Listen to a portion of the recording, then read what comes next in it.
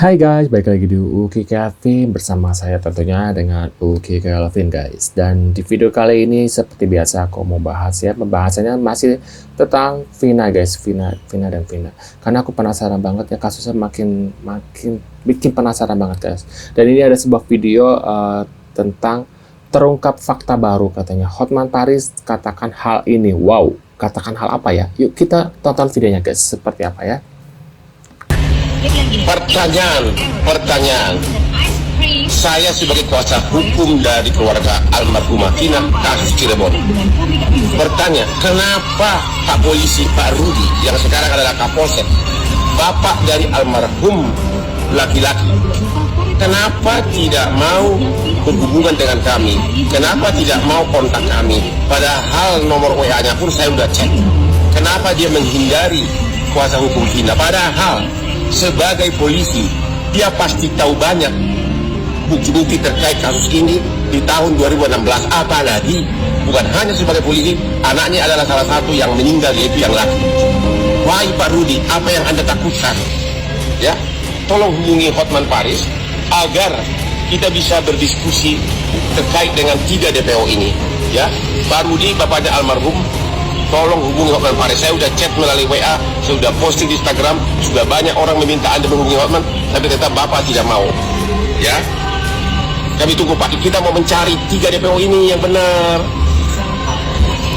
Menurut pendapat kalian gimana nih? Kenapa Pak Rudi sangat-sangat sulit untuk mengungkapkan kasus ini? Apakah beliau terlibat juga? Apakah ada hal yang membuat beliau itu takut aibnya terungkap, aib anaknya? Karena kita nggak tahu ya. Dan ternyata dilihat dari foto-fotonya almarhum Eki ya, ini dugaan aku ya guys ya, sepertinya Eki bukan orang yang apa ya, dia itu adalah anggota dari geng motor. Dan menurut aku ini ada sebuah cerita yang membuat ayahnya itu harus membungkam dan takut menjadi namanya tercoreng, nama kepolisian, nama keluarganya, itu kan menjadi aib banget buat dia gitu ya. Makanya dia bilang dia ingin mengstop kasus ini karena itu akan membuka aibnya beliau guys. Menurut aku sih kayak gitu ya. Menurut pendapat kalian gimana sih? Pendapat gak nih? Karena ini kasus ini adalah kuncinya ada di bapaknya ini yang menutupi semua kasus ini guys. Sampai Hotman Paris aja kalian bisa ngeliat ya tadi sampai geram gitu ya, kayak kesal gitu. Ini kenapa sih nggak mau mengungkapkan kasusnya ini guys? Dan ini membuat Hotman Paris terasa banget, ini bapak ini ada apa sih yang dia takut banget, mungkin jabatannya dicopot kayak apa, kayak mungkin dengan kejadian ini beliau jadi naik pangkat gitu ya. Nah, menurut pendapat kalian gimana? Terus tolong komentar guys. Apakah ada apa ya, beliau ini ada sebuah ancaman yang membuat beliau itu bungkam, dan setelah kasus ini ditutup beliau jadi naik pangkat, dan berarti kalau gitu ada oknum di belakangnya yang sepertinya ada anak-anak, mungkin anak bupati, anak apa gitu ya, anak DPR atau apalah gitu ya, yang membuat kasus ini harus ditutup guys. Menurut pendapat kalian gimana? Ini ada sebuah video lagi guys. Kasus Vina Cirebon, pengacara Saga teriak-teriak di TV mengatakan bahwa Saga tidak bersalah. Begitu dia teriak aja itu seolah-olah sebagai pengacara pemberani. Kalau memang Anda pemberani, dan kalau Anda memang sudah benar-benar melindungi klien Anda, dan kalau memang Saga itu tidak bersalah, kita pun sebagai kuasa hukum dari keluarga Vina juga ikut prihatin, karena kita tidak ingin orang yang tidak bersalah dihukum. Cuma saya perlu bukti. Satu, waktu di persidangan di pengadilan negeri, apakah Anda teriak-teriak menyatakan Saga tidak bersalah? Yang kedua, apakah Anda bertanya kepada 7 terdakwa lain, apakah mereka tahu Saga terlibat? Ada nggak berita acaranya? Yang ketiga, apakah Anda telah melakukan upaya hukum maksimum sampai PK?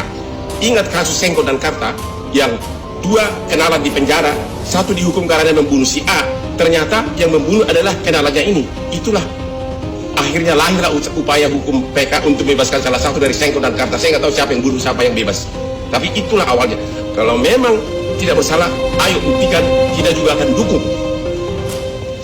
Peggy Setiawan alias Peron, salah satu DPO kepergian Vina yang ditangkap kemarin, akhirnya buka suara. Ia menyampaikan pesan menyedihkan kepada sang ibu selesai ditetapkan sebagai tersangka kepergian Vina Cirebon. Sambil menangis Kartini, ibunda Peggy pun menceritakan pengakuan dan pesan menyakitkan sang anak terkait kasus Vina Cirebon. Saat ditemui di Mapolda Jabar, Egy bahkan meminta maaf kepada sang ibu. Bahkan Peggy memberikan pesan yang membuatnya menangis saat itu juga. Saya rela dan ikhlas mak jadi tumbal anak orang yang berpangkat. Saya nggak apa-apa mati syahid. Saya menanggung dosa orang yang punya. Saya orang enggak punya nggak apa-apa. Kalau itu semua tuduhan dijatuhkan kepada saya, ungkap Kartini. Di tengah ditangkapnya salah satu dari 3 DPO yang diduga sebagai pelaku kepergian Vina. Secara mengejutkan pihak keluarga Vina mengungkapkan bahwa Linda, sahabat pendiam Vina yang pernah dirasuki arwahnya, ternyata belum diperiksa sebagai saksi oleh penyidik. Keluarga pendiam Vina bersama kuasa hukumnya secara terang-terangan mengaku merasa terdapat kejanggalan terhadap sosok Linda yang sempat dirasuki oleh arwah Vina usai 3 hari Vina tutup usia. Pasalnya Linda ternyata belum diperiksa sebagai saksi oleh pihak kepolisian. Sebagaimana diketahui, Linda merupakan salah satu teman Vina yang memberikan petunjuk lewat dimensi lain. Lantas benarkah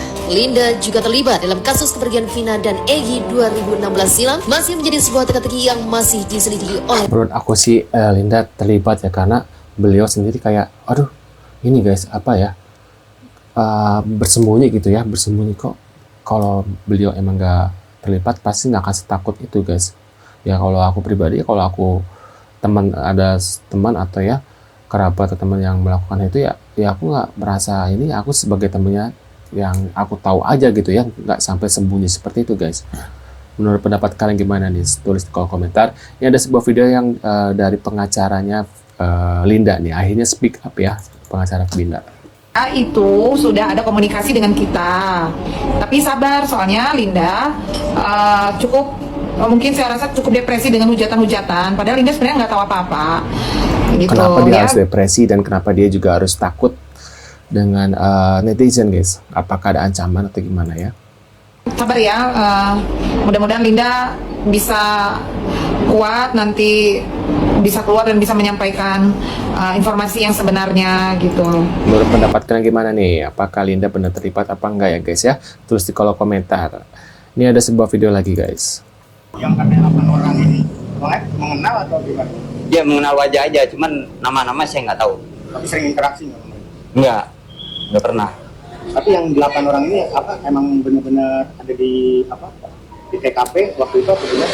Apa ngeliat? Kebetulan yang ada di TKP itu waktu itu sekitaran 8 orangan lah. Bisa dari kepolisian sendiri dimintain keterangan itu sejak kapan? 2016. Yang terakhir kan kemarin sempat diminta keterangan tambahan tuh, apa yang diberikan informasi ke polisi, terus apa yang ditanyakan? Ya terakhir semalam itu diberi keterangan soal masalah DPO yang semalam baru ketangkep. Itu dia menanyakan apakah saudara kenal sama orang ini. Ya saya mengenalinya, cuman saya tidak tahu namanya. Terus motornya apakah tahu motornya? Saya sebutkan ya saya tahu motornya apa, Smash gitu ya. Smash warna pink ya saya. Oh si Peggy ini dulu motornya Smash? Iya. Tapi emang si Peggy ini terlibat atau gimana? Waktu penangkapan itu saudara Peggy itu nggak ada ya waktu penangkapan itu. Tapi waktu pas kejadian itu ada. Maksudnya hubungan abang dengan para pelaku atau yang terlibat dengan kasus Vina ini sebatas apa sih? Nggak ada sebatas teman, nggak ada. Bisa tahu aja itu anak-anak sering nongkrong di sana di depan bengkel saya. Oh, emang ada tongkrongan? Iya di situ. Nah, kalau sosok si Peggy ini yang baru ketangkap bang, yang abang tahu, gimana sih bang? Kenapa? Sosok si Peggy ini yang DPO yang baru ketangkap ini, sehari-harinya yang waktu abang lihat itu dia kayak gimana? Kesehariannya. Ya, kalau kesehariannya Peggy saya kurang tahu ya. Yang saya tahu itu ya sih yang dinamakan Peggy itu ya sering kumpul sama anak-anak itu. Gitu. Iya. Sering nongkrong. Tahun seharian jadi ngapain aja nggak tahu. Kalau keseharian dia ngapain, kerjanya dia ngapain, itu saya nggak tahu. Pas lagi nongkrong aja tahu? Iya, tahunya pas lagi nongkrong aja.